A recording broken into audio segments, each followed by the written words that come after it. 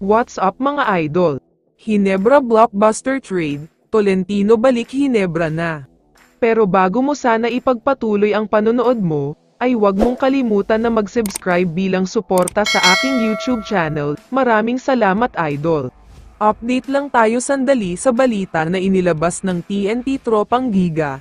Sinubukan daw talaga nila na maghanap ng malaking imports, at least 6'10" daw ang kailangan nila sa Commissioner's Cup, pero wala daw silang nahanap.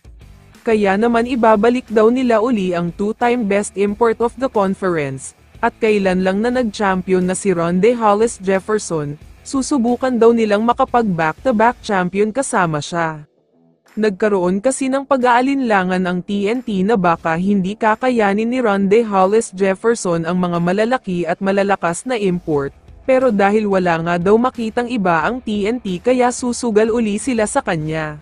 Samantala, pag-usapan na natin ngayon ang Barangay Hinebra. Maraming fans pa din ang sobrang nanghihinayang sa muntik na sanang championship, pero better team talaga ang TNT kaya natalo sila, pero mas magpapalakas daw ang Hinebra. Madami na nga silang balak na kunin na players. Unahin na natin sandali ang tungkol kay Troy Rosario. Alam naman nating lahat na sobrang matunog ang balita na pipirma na siya sa Hinebra, kaya malaking bagay talaga ito.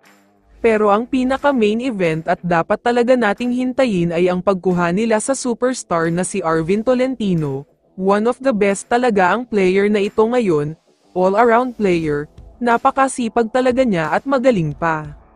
Sa mga bagong fan pa lang ng Hinebra dyan, dati nang naglaro si Arvin Tolentino sa team na ito, pero ang problema ay hindi pa siya gaanong magaling noon, kumbaga nasa average level pa lang ang husay niya at hindi pa superstar.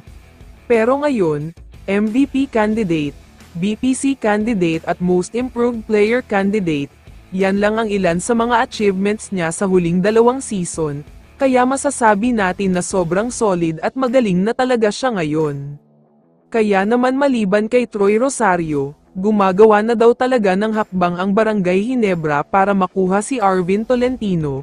Kailangan daw kasi nilang makasigurado na mas magiging malakas ang lineup nila. Sa tingin ko naman, kapag nakuha nila si Arvin Tolentino, kahit hindi na nila makuha pa si Troy Rosario ay sulit na talaga.